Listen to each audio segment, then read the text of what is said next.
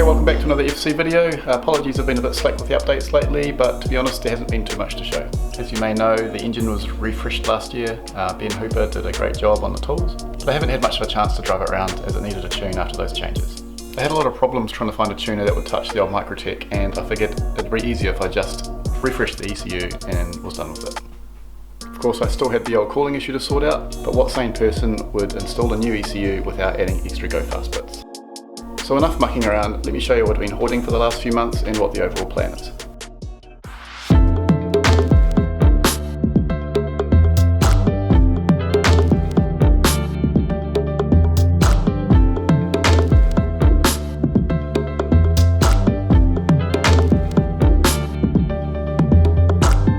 Keeping coolant temps under control isn't going to be magically fixed by changing ECUs. So the obvious first step is to upgrade the radiator, which I picked up from Ruben at R's garage. Because this is a cross-flow dual pass radiator, it should drop temps just by swapping this out alone. This series of radiator from Phoenix doesn't come with a radiator cap, but as luck would have it, I had two radiator cap locations in the previous setup. I just needed to buy a new cap neck to relocate the overflow back to the stock location, and you can actually buy these brand new still from Mazda.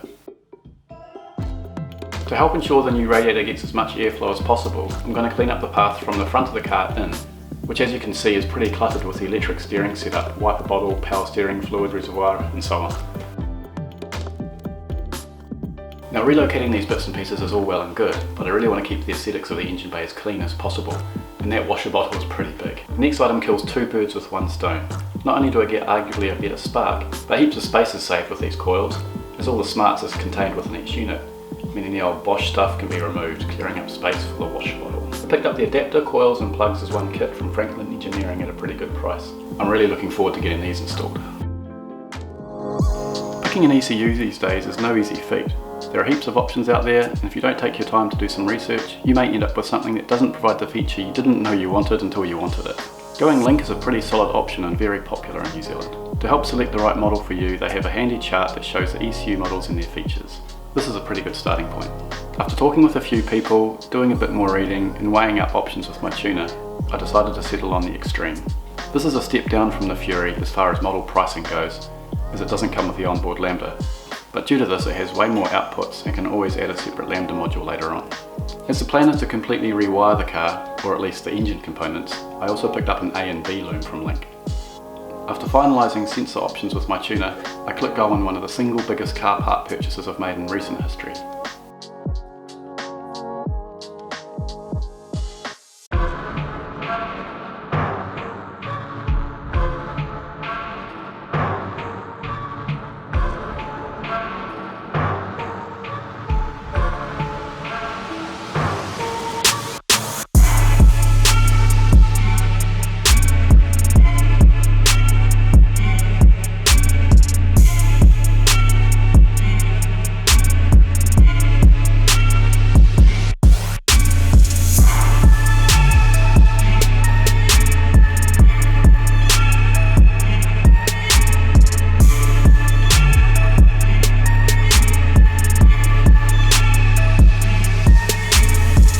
I was lucky enough to pick up a S360SX, which is pretty much brand new.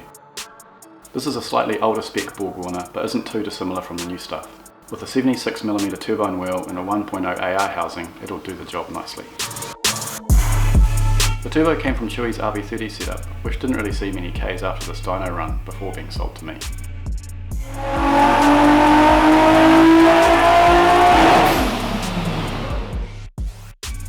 With the turbo this big, there's obviously going to be a lot of supporting mods needed. The current injectors really won't cut it. In fact, I think they're still stock. So to be sure there'll be enough go juice to combust, I picked up a set of expert injectors and a new rail that'll take the larger fitting.